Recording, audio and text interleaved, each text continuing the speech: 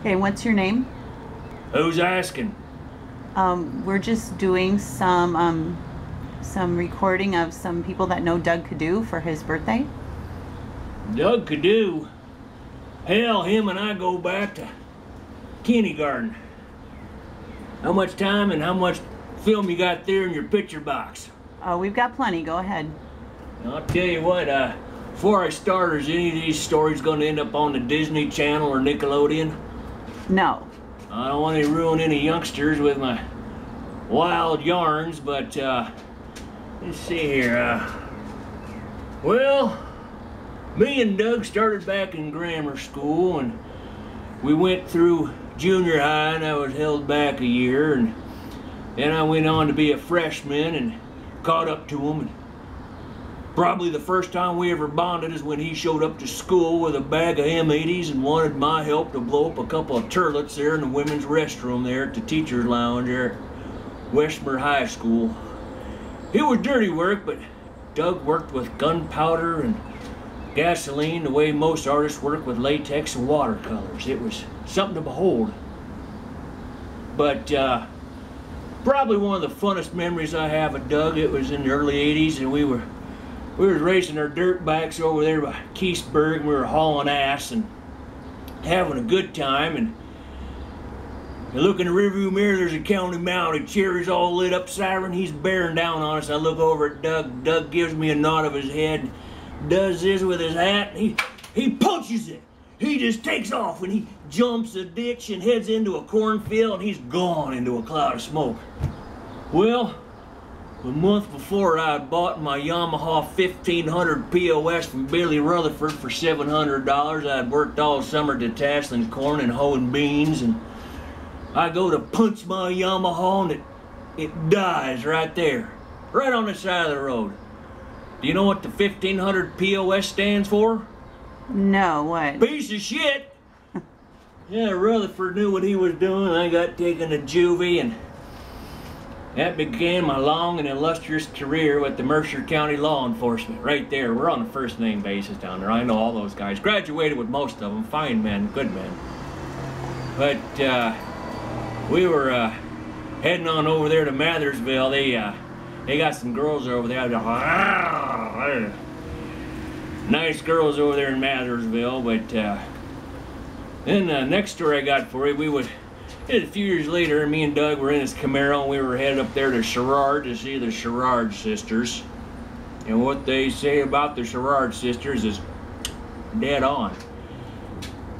And we got there, and one's a blonde, one's a brunette.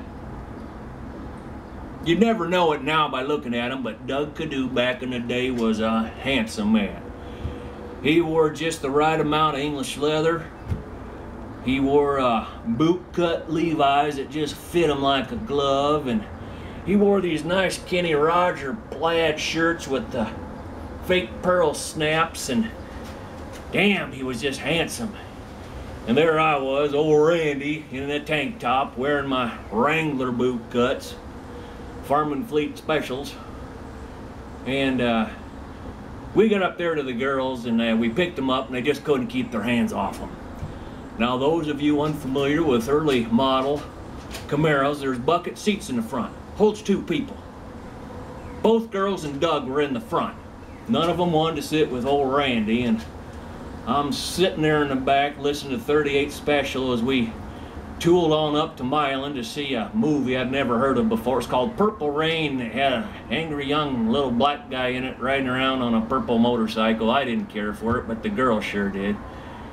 And we stopped in Viola at the Tasty Freeze, and old Kiddoo, he'd never had onion rings before. And he ordered a basket with onion rings and a burger, and he just inhaled those onion rings. Just inhaled them. He'd never seen them before. And he orders not 1, but 2 more orders and inhales those.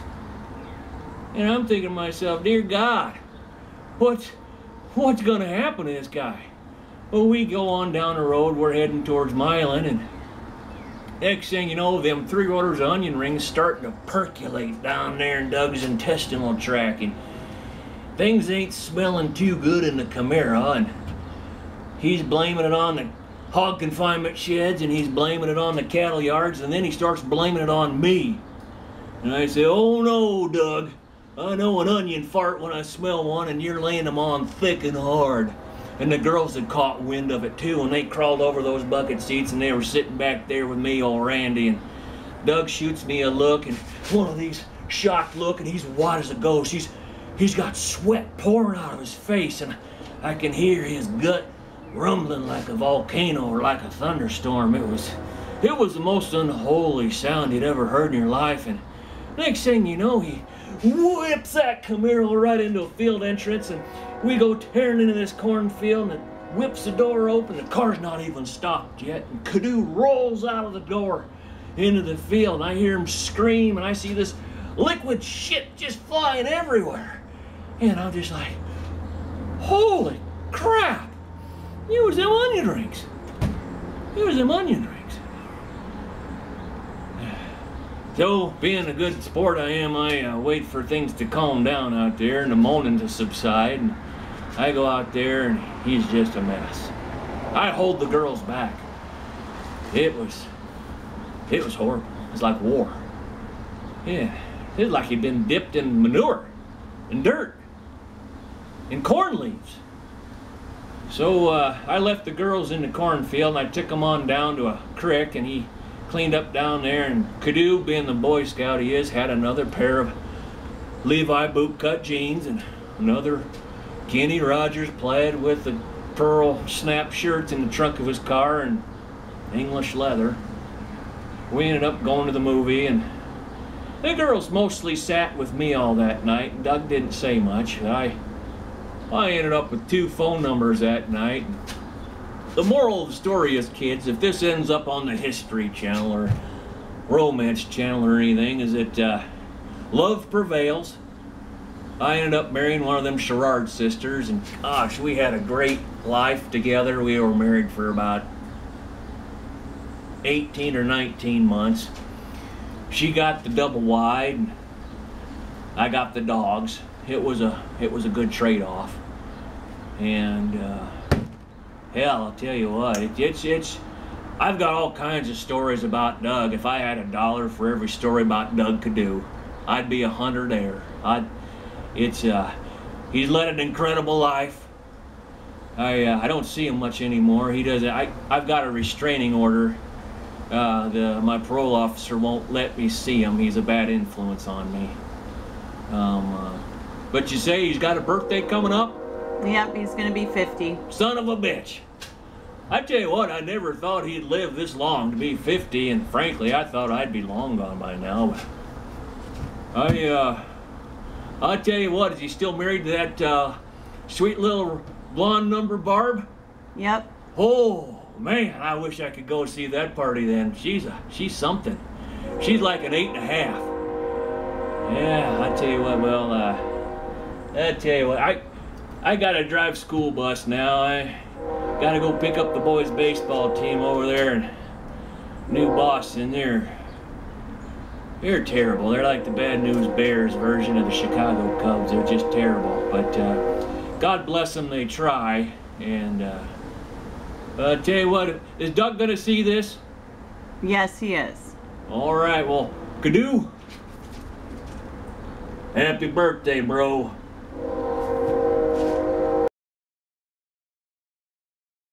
And what's your claim to fame?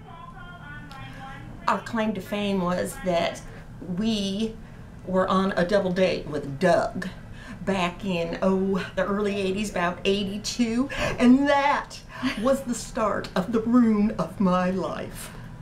We ended up, you remember that, Carla, don't you? Right, yes. That, as usual, she always gets the best one. Randy and Doug were together that night, and we were going to double date. You remember that? I do, and Carla. yes. And what ended up happening? What did you do? We came together, and I said, "Will you take the car home?" What? Yeah. After that night, because you know what happened? Her always. We go somewhere, she always gets the best one. Doug was the best one that night. Guess what he was wearing? What was he wearing that night? The plaid shirt. The handsome plaid shirt and the English leather. Yeah, that and so said. what happens? I get Randy. Well, we ended up going to one of these little places where kind of like a malt shop where there was hamburgers and onion rings, and then Randy, he decided he was going to go get onion rings. So what ends up happening, he ate them and ate them and ate them. And then we went driving around afterwards, and Randy ended up having these accidents. And it was nasty, wasn't it, Yes, it Carla? was. It was bad. It was bad. Had But second then, thoughts about it. so what ends up happening? You go after Randy, and Randy ends up deciding. Well, you went after Randy because Doug started two-timing you. He did. So what ends up happening? Got the leftovers. He I did. always get the leftovers. I always hear that. And Leftovers. that is why my life was ruined. That Randy, he started it all. If he just would have stuck with Carla, we would have been fine. So you ended up marrying Randy? Yes, I did. Not for long, though. He just started two-timing again. They're just in collaboration with each other. He got the dog, I got the double wide. So I'm happy. Well, I know, Randy, that doesn't sound like too bad of a trade-off, to be honest with you. No, not at all. Well, thank you, Sherrard sisters, for this interview. It's been very enlightening. And, you know, the way Randy tells it is that Doug had the diarrhea. But that's not what happened?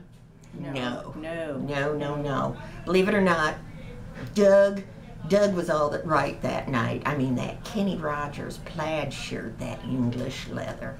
Man, what a man. But that English leather did not mask it. Right, those onion rings. Oh. That Randy. Is there anything you'd like to tell Doug on his 50th birthday? You ruined my life, Randy. But what about And Doug. Because Doug started it by two-timing Carla. I'll tell you happy birthday. Happy 50th. Well, all right, I'll forgive. I'll be a better person, and happy birthday, Doug. And enjoy. Hope you find somebody.